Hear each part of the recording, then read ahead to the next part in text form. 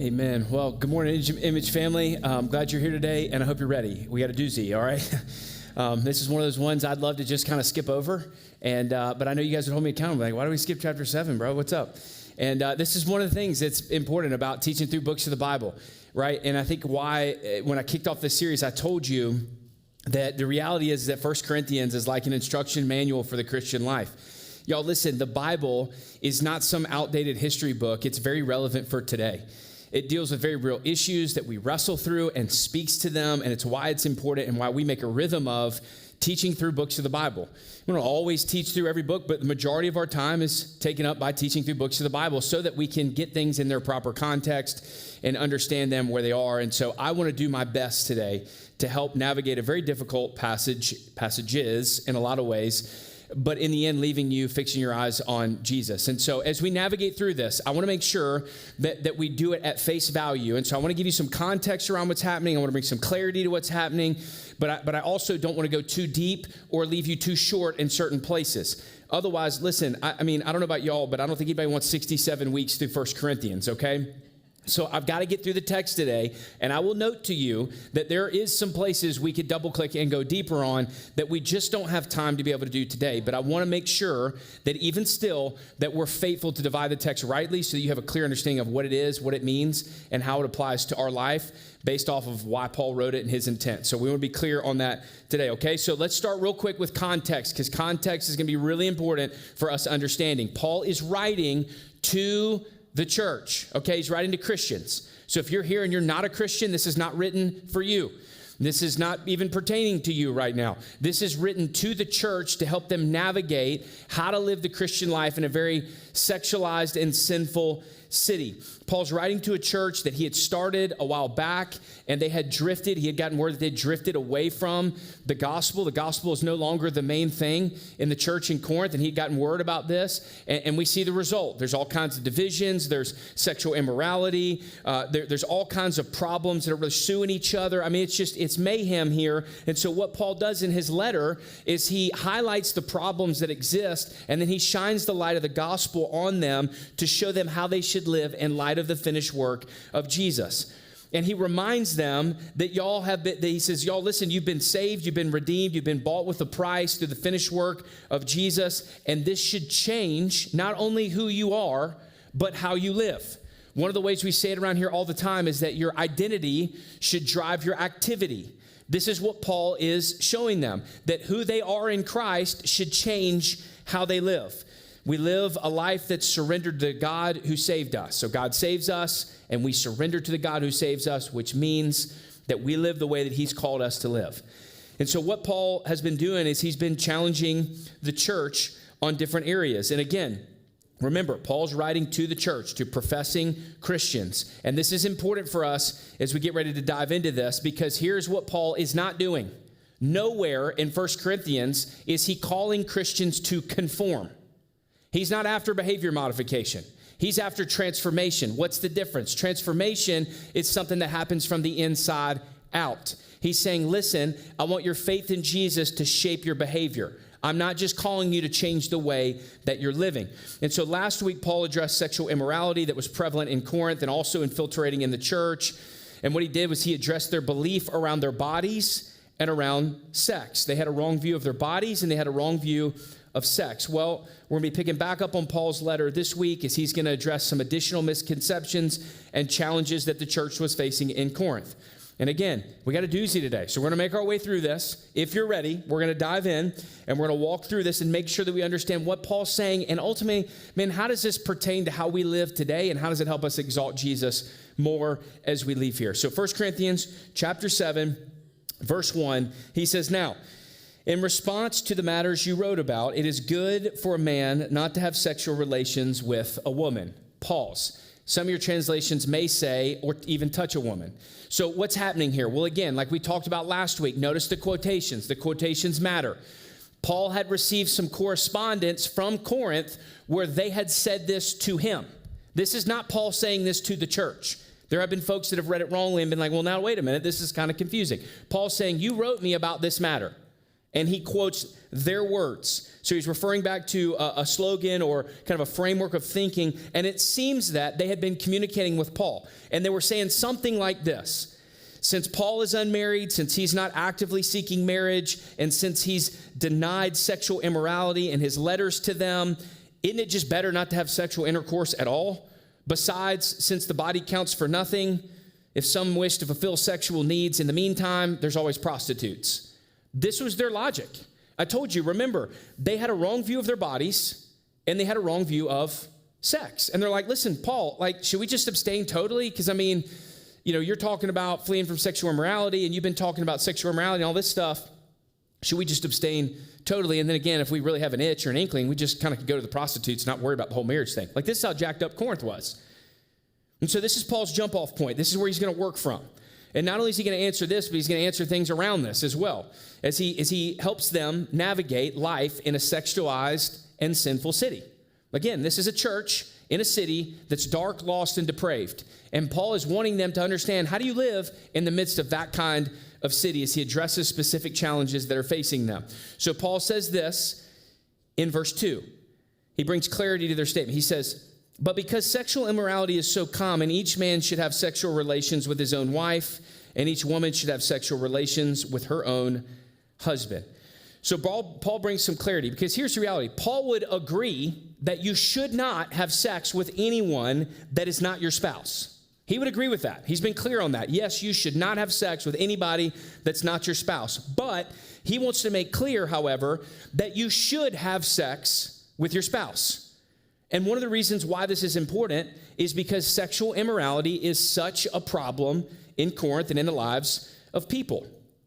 To abstain from sex within the context of marriage isn't faithful, and it's also not helpful.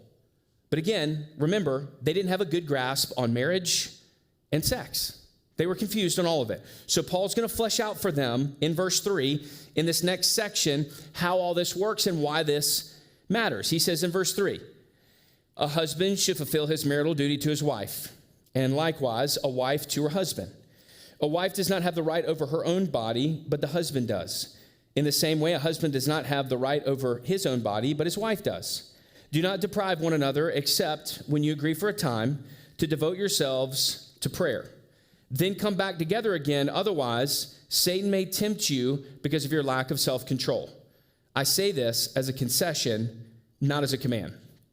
Okay, so let's start at the back end, because he gets this whole thing on the back end. He says, I say this as a concession, not a command. And there's going to be some language Paul uses that I want to make sure that we're clear on. This is one of them. What does he mean by this? He's saying, hey, listen, if you and your wife come together and you agree that you're going to fast from sex for the purposes of marriage, he's saying, I'll concede to that. But it is not a command that you do that.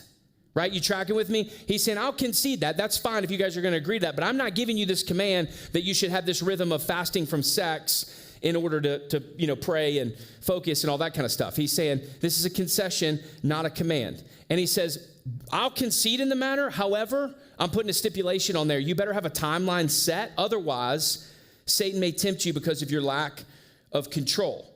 See, what the enemy does is he likes to take a good thing and then tempt you from that to a bad thing. And he will use even a good thing like fasting and prayer to distort and taint our perspective and even our desires by luring us away. And so we've got to be vigilant, and we've got to be on guard, knowing that the enemy prowls around like a roaring lion, and he's a liar, and he tries to breathe lies into us. So he's saying, listen, know that. Know he's a liar. Know he's going to tempt you. So set a time aside. Again, remember, they didn't have a right view of their bodies in light of who Christ had made them to be. And so what they were doing was, I'm going to do what I want, with who I want, whenever I want, and how I want. And that's both inside and outside of marriage. That's abstaining from and participating in. They were like, hey, things aren't great here. I got prostitutes over here. Or, hey, we're going to they were just doing what they wanted to do. And so, abstaining from sex in marriage and turning to sexual immorality or even doing some other things, they were doing that because they were like, well, does it even matter? Like, our bodies are ultimately going to be destroyed anyway. So we're just kind of doing what we want, how we want, which Paul addressed last week. He's like, whoa. Your body's not going to be destroyed. Your body's going to be resurrected just like Christ was. And he points to Jesus. And he says, you're not going to be destroyed. You're going to be resurrected like Christ. And he says, listen, sex matters because God created it. and he created it for a purpose. So he's coming back to saying, honor God with your body. Honor God with your body inside of your marriage covenant. Honor God with your body outside of the context of marriage as a single person. Honor God with your body as a married person with things outside of your marriage. You want to honor God with your body. This is his call, to honor God with your body. And then he unpacks the nature of marriage. Again, he's talking to a culture that's missed it. And so he's unpacking all of this in these moments. And what he's holding up in this is that when you get married, you don't just commit your loyalty to one another, you also commit all that you are, including your body, to the other person. So when you stand at the altar, it's not a formal agreement. It's not a contract, hey, we're going to commit to do life together. I got your back, let's ride or die kind of thing. No. This is like every single part of who I am is now yours. And every single part of who you are is now mine. He's saying that's the importance of marriage. And so marriage is not a contract, it's a covenant. And so when we make that commitment, it's holistic in every way. Physically, emotionally, spiritually, financially. Y'all, this is why marriage is such a big deal. This is why the covenant of marriage is such a big deal. Because it's bigger than just some sort of formal agreement. It's you saying we are about to go from two people to one person. We'll be made one. We'll be made one in and through our commitment. Ultimately, it's going to mirror the gospel, right? We'll talk more about that later, but marriage is a mirror of the gospel, and marriage is a call to reenact the gospel to one another. But Paul says, listen, when you get married, it's not a contract, it's a covenant. Everything that you are becomes your spouse's and vice versa. And the way that you give yourself over to your spouse is through sex. Sex is the bond that joins two people together and makes them one. It is literally physical. It is a physical bond. And Paul talked about this last week, a union where two people become one person. And this is God's design for sex, and it's why he intended it for marriage and marriage only. He's saying, listen, this is a big deal. Sex is a big deal, marriage is a big deal. And then Paul is saying, don't deprive your spouse from that which you've committed to them. So again, follow his logic. He's talked about this holistic commitment that you've made. You've given away all that you are to your spouse and vice versa. And he's like, listen, the way that happens is through sex. And he's saying, don't deprive your spouse from that which you have committed to them. Deprive there in its literal sense, if you were to find it literally from the Greek, it's translated as defraud or steal. Paul's saying that you're stealing from your spouse when you withhold sex from them. Now, withholding sex is not faithful to the covenant that you've made with your spouse, and it's also not helpful. This is Paul's additional point. It's not faithful, and it's not helpful. One of the things that Paul points out for the married folks is that sex within a marriage does help combat sexual immorality. Paul's saying, don't do what you want with your body, with whoever you want to do it with. He's saying, don't turn outside of your marriage, turn inside your marriage to the one who you've committed your life to, who you've given yourself to, all that you are. Turn the one that you've committed to. And he's saying, listen, you can't take this marriage covenant, this thing that's been from God, this thing that's the joining together of two people. You can't enter into that and commit all of yourself and then hold back that which you've committed. He's saying that's not faithful to the vows that you made. It's also not helpful. It's not helpful. Now, when he talks about this, I don't think when he's talking about how it's not helpful, right? In other words, that there's sexual immorality piece and the temptations that could be there. I don't think that he's talking about fulfilling fantasies. He's talking about being faithful. He's talking about being faithful. He's not talking about fulfilling fantasies. He's not saying that you should look to your spouse to fulfill all of your fantasies. He's saying that you should be faithful to your marriage covenant. And this is important because there's a lot of misconceived ideas when it comes to marriage. He's not saying, hey, listen, hey, stay inside marriage and all of your fantasies will be fulfilled. No. He's saying, here's what faithfulness looks like. Participate in this. And that's important for us to realize. Here's the thing why I think this matters too. When he talks about the fact that we shouldn't deprive one another within a marriage context. Here's why I think this matters based off of what Paul said, what Jesus said, and what God ultimately intended. Is that when you come together physically as one, through the act of sexual union, you're reminded of the covenant that you've made to be one person together, and it keeps you anchored in that covenant that you've made. Again, sex is a tangible expression of such a bigger reality that you've committed to. And so when you come together within the context of marriage and have sex, it keeps you oriented around the purpose. Not just the physical thing. It's bigger than that. It's that physical thing points you to a greater reality that you've committed to. So this is why I think Paul says, listen, don't deprive one another. Sexual immorality is rampant. Go back to the covenant that you made. You got married. You made a covenant. Go back to that covenant. Turn in, don't turn out. Be faithful to one another. It's about faithfulness, not fulfilling fantasies. Now, we also need to talk about this because there's a right way to lean into what he's calling us to and a wrong way to lean into what he's calling us to, okay? Here's what he is not saying. He is not saying that the man has control over the woman's body. He's also not saying that the woman has control over the man's body. That's not what he's saying. He's just saying that, hey, your body isn't just yours anymore. It also belongs to your spouse, so don't withhold from your spouse that which you committed to them, okay? Another thing that's important in this, Paul did not write this to be a tool that's welded against your spouse. He didn't write this to weaponize this verse so that you could hold it in your hand and be like, take this, deprivation, I feel it. Paul said, go do it. That's not what he did. It's not what he wrote it for.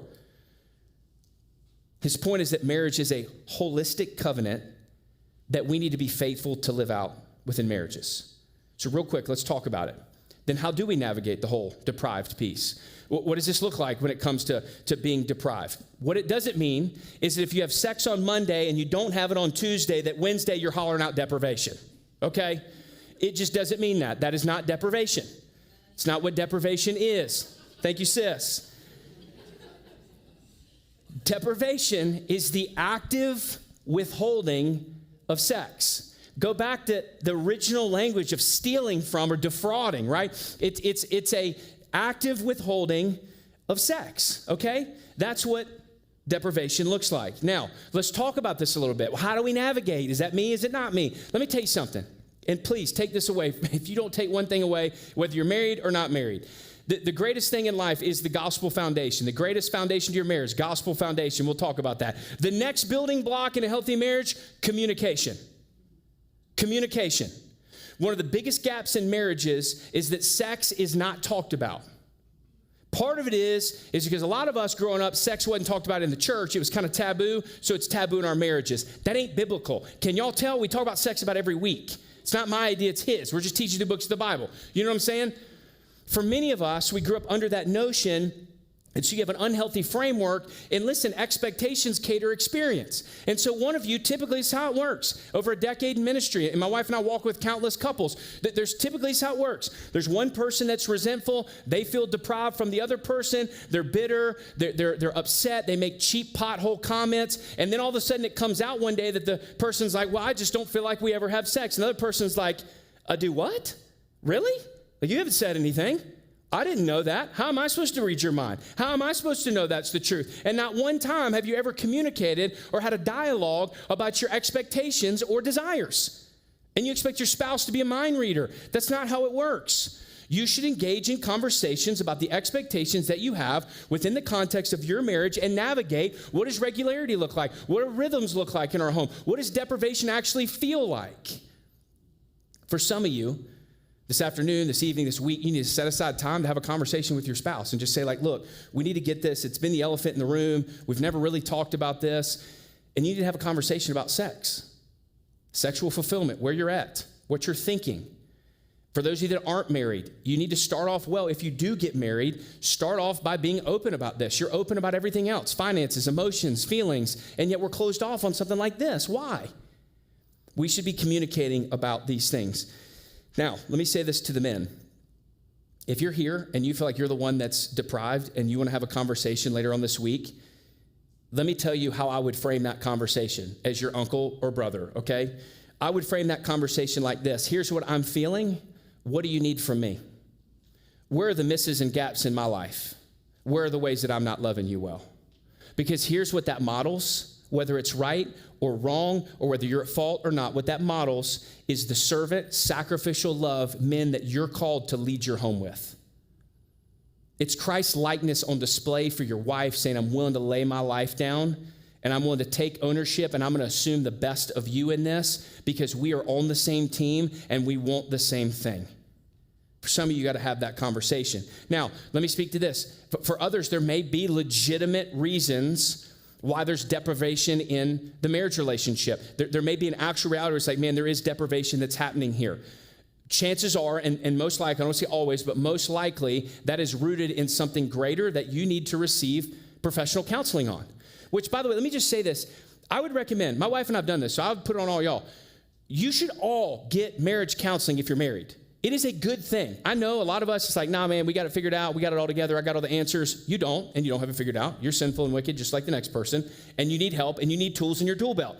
Counseling that used to be taboo is not taboo. It is a great thing where you sit down with someone who asks you questions that you wouldn't think to ask to give you tools that you don't think you need in order to navigate hard conversations. Counseling is a very good thing to help you introspectively look at how do I even communicate my feelings. I joke, I remember the first time, my wife and I sat down in counseling and we were doing like marriage enrichment stuff, just kind of talking through things. Like everybody had said, like, you should do it. And we did it. And, we were walking through something. The counselor's like, well, tell me how you feel. And I was like, I feel this way. She's like, not a feeling. I was like, fine. Well, I feel this way. She's like, not a feeling. I was like, okay, well, I feel this way. And she's like, not a feeling either. Here, let me give you a feelings chart. And I want you to point to how you're feeling. I was like, dang, man, I'm jacked up. Like, I don't even know a feeling. Those are all actions. I didn't know, there's gaps that we don't even know that are there. So how am I supposed to communicate how I feel to my wife when I can't even articulate my feelings to anybody? Right? Tools in your tool belt. For many of you, that may be the next step to navigate through. Okay, again, there could be more on this. There's circumstantial things. There's a lot we could talk about. But for the sake of getting through the text this morning, I don't want to go any deeper. I want to be clear, and I want to challenge you to have conversations. I want to challenge you to prepare for marriage rightly, but we've got to move on with our text. All right, so verse 7, Paul's going to say something really important. He says, I wish that all people were as I am. But each has his own gift from God. One person has this gift, another has that gift. Now, don't miss this. I need y'all to open your ears. Paul is saying that both marriage and singleness and celibacy are both gifts. And one of those gifts is not greater than the other. So I need for some of y'all single people to hear me that your singleness is a gift from God. Your singleness is a gift from God. We're going to talk more about this next week, by the way. For my single folk in here, y'all are loved and valued. Don't worry, Paul's got a lot for you. He was single, and he has a lot to say to single people. He's going to keep going here in just a little bit. Verse 8, he says, I say to the unmarried and to the widows, it's good for them if they remain as I am. But if they do not have self-control, they should marry, since it's better to marry than burn with desire. So again, Paul expresses a personal desire for everybody to be like him. He's like, I think that you all should be single like me. Again, he's a single dude, has a lot to say, way more in depth next week as we get to the end of chapter 7. You can read it and get prepped for it because he's going to talk about it. But he makes this big statement that we need to deal with in verse 9.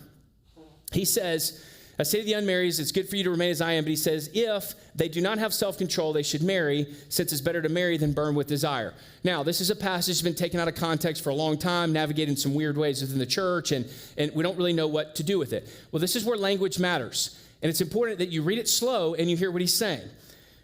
He's not minimizing marriage and sex to a freedom from lack of self-control. And listen to me, he's also not saying that marriage is a remedy for a gap in self-control. I need y'all to hear that. He ain't saying, hey, get married, it's a remedy, you won't ever struggle with self. He's not saying that. He's not saying that. Here's what he's saying. Here's what he's not saying. He doesn't say, if you cannot control yourself, get married. Important. He doesn't say if you cannot control yourself, get married. He says, if you do not have control, get married. Meaning, here's what he's talking about. He's talking to people who are already living in sexual immoral relationships, and he's saying, listen, just get married. He's saying, just get married. There's a lot of debate on the back end, the burn with desire, is it burn with judgment? There's translation issues. But what the common denominator is he talks about people that are currently in the midst of sexual immorality. They are living as though they're married and they're not. And he's like, it's better for you just to get married. It's better for you just to get married. I think a point of application for us in our context today is that one of the biggest places we see this show up is that we live in a culture that is all about the wedding, but doesn't care much about the marriage. There is more time spent on planning a wedding, preparing for a wedding, than getting ready for a marriage. There is more time and money spent on the show that's going to happen in that one short moment than there is the time and intentionality to get ready for entering into a covenant together. It's why societally marriage has gone from here to here. There's no value in marriage anymore. But what happens is because of that, we're getting all geared up for the big event. And again, please hear me. I'm not saying you can't have a nice wedding. Okay, it's great. Just remember the purpose and the point. By the way, have whoever does your wedding at the back end, the reception, would they pray and remind the people that that reception is the wedding feast of the Lamb that we'll one day sit at, right? Like, let people see and orient themselves around why we even do weddings. It ain't about a show. It's actually a time for worship. Every wedding I do, I preach the gospel. Probably not a surprise to you, but it's all about the gospel. We have marriages because of the gospel. It's a picture of the gospel, right? Anyway, my point is that we get in these situations where we have these long engagements, and you get these couples that are living together, they're traveling together, they're having sex together, all this kind of stuff. The application is just get married. Just get married. Quit running around living a lifestyle that's double-faced where you're like, we're going to get married. Just get married. Get married. Marriage is a big deal. Paul's saying, listen, if you're living in a sexual immoral relationship, get married. Now, don't do that without the wise counsel of other people. That's what community group leaders, pastors, elders, DNA groups are for. Process this stuff with them. Don't just on a whim go get married and be like, I did it, right? Like, process this with somebody. Because again, you want to make sure you're a Christian, they're a Christian. You get married together. How this is going to look? What kind of accountability are you going to have after you get married? Because you get married is one thing. Then post-marriage is a whole different, right? Like, so we want to do this well. Now, verse 10. Paul shifts back to married people, and he's going to address marriage. He says, to the married, I give this command, not I, but the Lord. A wife is not to leave her husband, but if she does leave, she must remain unmarried or be reconciled to her husband, and the husband is not to divorce his wife. Now, real quick, we get into a weird language thing again. So he says, to the married, I give this command. He says, not I, but the Lord. You're like, what do you mean by this? Well, he's quoting Jesus from Matthew 19. He's saying, listen, Jesus said this. I'm going to affirm this, okay? I want you to hear what Jesus said in Matthew 19, which is where he affirms a marriage between one man, one woman for one lifetime. That was Jesus in Matthew 19. Paul's saying, hey, I'm just echoing that. I'm affirming that. So that's what he's talking about there. This word leave here, there's leave, divorce. They mean the same thing. He's talking about divorcing. He's talking about leaving. So he says, a wife is not to divorce her husband, but if she does, she must remain unmarried or be reconciled to her husband. A husband is not to divorce his wife, right? So he's saying the same thing, pretty straightforward. He's like, don't divorce, okay? He said you shouldn't do that. And if you do, then you should stay unmarried is what he says. Verse 12, he's going to continue on to flesh this out. He says, but I, not the Lord, say to the rest. Now, hold up. What are we doing? Well, now he's saying, I'm not quoting Jesus anymore. I'm going to say this to you, okay? So I, not the Lord, say the rest. If any brother has an unbelieving wife and she's willing to live with him, he must not divorce her. Also, if any woman has an unbelieving husband and he is willing to live with her, she must not divorce her husband. For the unbelieving husband is made holy by the wife, and the unbelieving wife is made holy by the husband. Otherwise, your children would be unclean. But as it is, they are holy. But if the unbeliever leaves, let him leave. A brother or sister is not bound in such a case. God has called you to live in peace. Wife, for all you know, you might save your husband. Husband, for all you know, you might save your wife. Okay. So culturally, let's get to the context of what's happening. What was happening was, again, you had a new church that started in a very sinful city. So you have non-Christian couples who are married where one comes to Christ and the other one's not. And so you've got the church in Corinth going, well, this is a spiritual battleground in my home. I'm getting ridiculed. They're not on board with me. They're not on the same page with me. And so I feel like that God would be okay, since it's for spiritual reasons, for me to divorce my wife. That's scenario number one, to which Paul says, no, we'll get there in a minute. The other is, Paul's been dealing with the sex piece, right? You've got people that are like, hey, we're abstaining within our marriage relationship, and there's all kind of stuff going on in the marriage as it relates to that. Paul's also making clear, hey, listen, sis, listen, brother, you can't divorce your spouse because of sexual issues within your marriage between the two of you. He's also saying that. So he's pointing this bigger thing here, that marriage is a big deal. And so Paul is advocating for marriage. He's speaking against divorce. However, he gives us a couple of scenarios that we'll walk through in just a little bit. But I want to talk about the importance of marriage, because that's what he holds up here. What we get is a weighty view of marriage. And this is counter to our culture. Our culture is like, figure out which one works for you and just kind of keep running through the cycle. The Bible says one man, one woman, one lifetime, right? So Paul holds up a couple of things. First, marriage is a covenant union that God established where you promise loyalty and union to somebody else until death do you part. When you stand at the altar and you make your vows, you say your vows, you make your covenant in front of everybody else, you're not saying like, hey, I'm in this thing as long as you meet my needs and I'm happy with you, right? That's not how it works. How it works is you're in this thing until death do you part. And Paul's saying, listen, when he points back to what Jesus taught on divorce, Jesus was showing us that the main point is that God created marriage at the beginning to be a picture of his love for us. It was a permanent union, dissolvable only by death. Again, guys, listen, marriage is God's idea. It was God's thing, and it was designed to be the second greatest picture of the gospel. The first is the cross. The second is marriage. Ephesians chapter 5, man represents the church. Man represents Christ. The woman represents the church. And when the two become one flesh, it's like the union there. Their oneness is a picture of the oneness that we have through Christ. We're hidden in Christ. We're co-heirs with Christ, right? We become one with Christ. Marriage is a picture of the gospel. The outside world should look in and see that displayed. Each other within the marriage, you're just reenacting the gospel. Just reenacting the gospel over and over again. Laying your life down. You're trying to outserve one another, outdo one another with honor. You're submitting to one another, right? You're in this process of saying, like, I want to love you whatever it takes. Good times, bad times, hard times. Why? Because you're being to your spouse that which Christ has been to you. So marriage is a beautiful picture of the gospel, where you promise till death do you part. But the second reason you should stay married in this situation that Paul explains in verse 14 is that God has also sovereignly put you in your unbelieving spouse's life for a reason. He says in verse 14, for the unbelieving husband is made holy because of the wife, and the unbelieving wife is made holy because of her husband. Otherwise, your children would be unclean, but as it is, they are holy now. And you go like, well, what does he mean by this? Well, what is this? We talk about holy all the time. What does holy mean? Holy means set apart, right? And what Paul's saying is, if you're a Christian in a non-Christian household, your spouse and you're Christian, non-Christian household, you have been set apart to show your family the gospel. Also, your family's been set apart to experience an opportunity to see, hear, and receive the gospel through you. He's saying, listen, you might be the means. And he gets even more clear on the back way. He's like, don't you know, he says, wife, for all you know, you might save your husband, and vice versa. He's saying, listen, you got no idea what could happen in that marriage. You got no idea what God can do. So if your spouse is not a Christian, you got married and y'all are both not Christians, one of you gets saved and your spouse is not a Christian, he's saying, stay in it if they're willing. Stay in it if they're willing. Why? Because you get to model the gospel to them. You get to show them the gospel. What Paul's saying here is that you cannot leave a marriage because you don't feel fulfilled sexually, and you can't leave a marriage because your spouse isn't a Christian. However, in verse 15, he says this. He gives an exception for what could happen. He says, but if the unbeliever leaves, let him leave.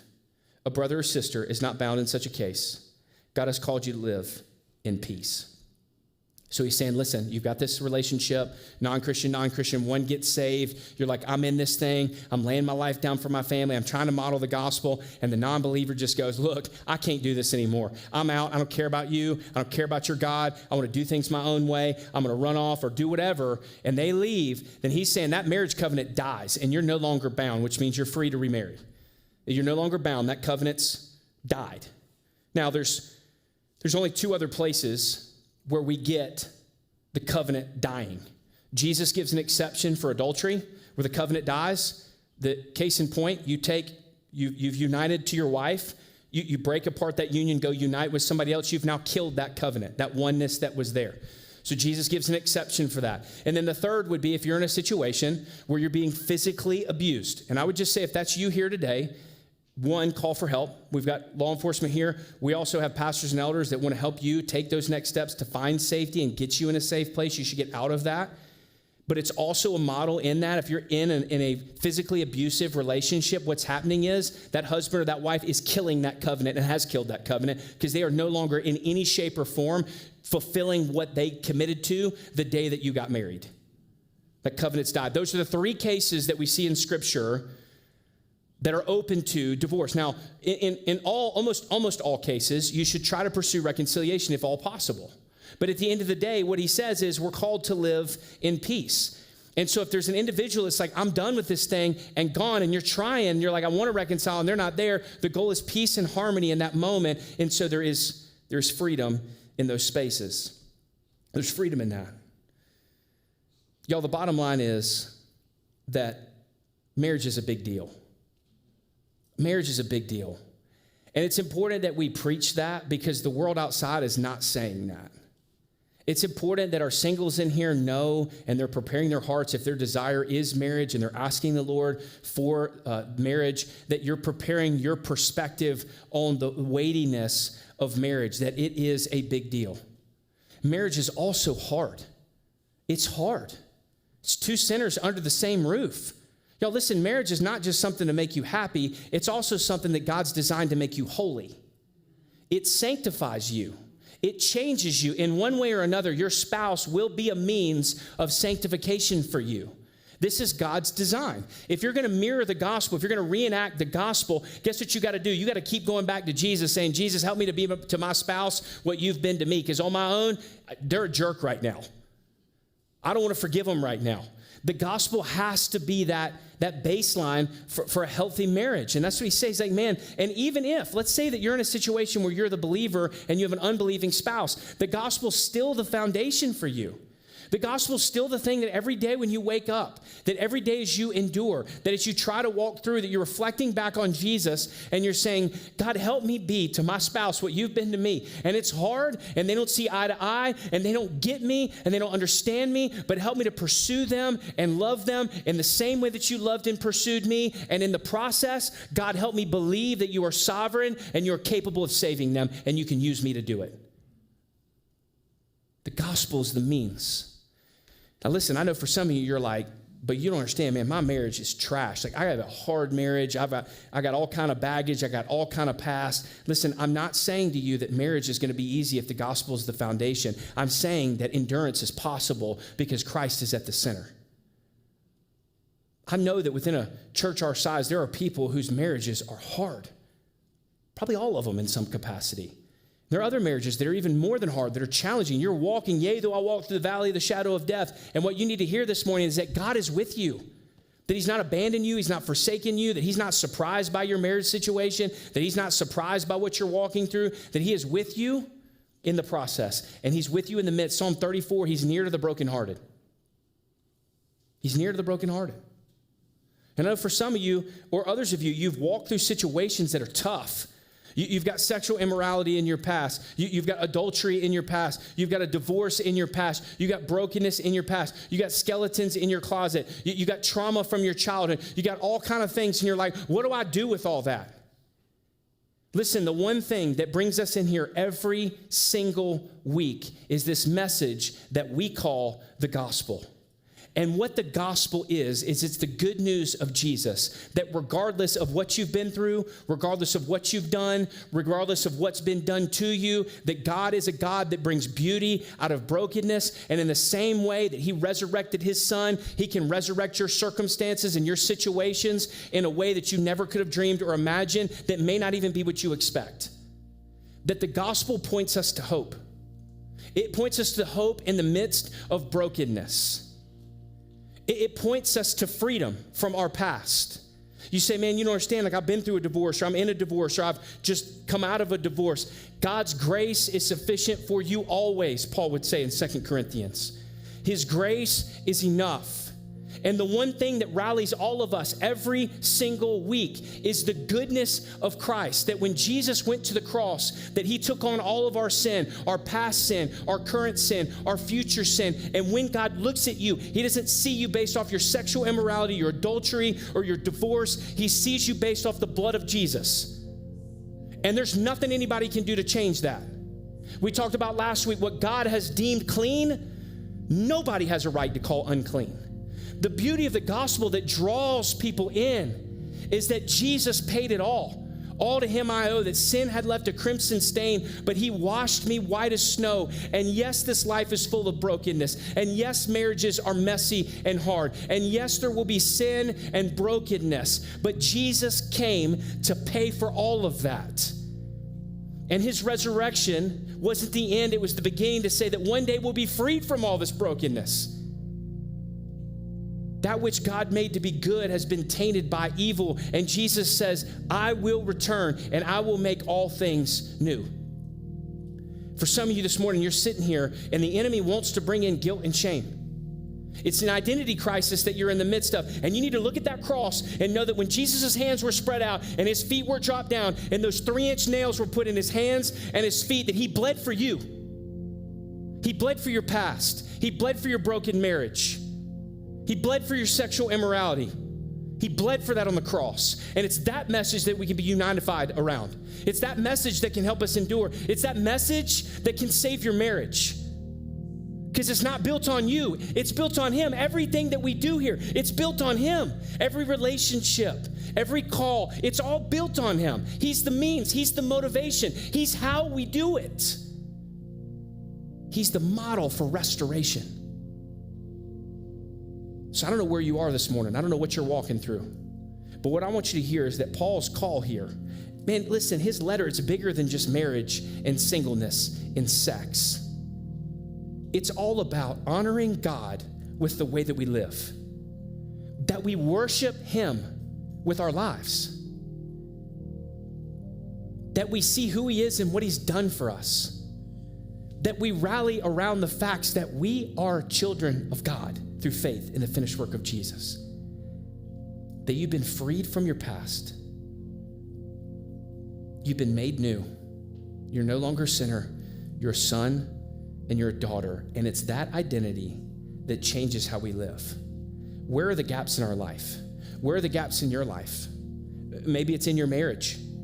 Maybe it's with your spouse. And you've got to work through that. You've got to pray through that. Maybe you're married and you're not being faithful to your spouse through the computer screen or the phone or a relationship.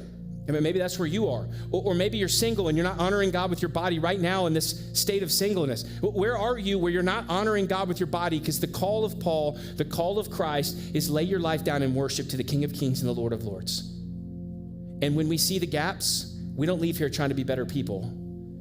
We leave here beholding Jesus, because he's the only one that can change us as we look to him and say, help me become the things that you've been to me. And so I want you to bow your heads and close your eyes for just a second. For some of you not a Christian, you need to surrender your life to Christ for the very first time today. You need to see Jesus for who he is and what he's done, and he died to save you. For others of you, for those that are Christians, we're going to respond by taking communion together. And the thing that's so powerful about communion is it points to the greatest covenant of all time, the covenant that God would make with us through the death of his son.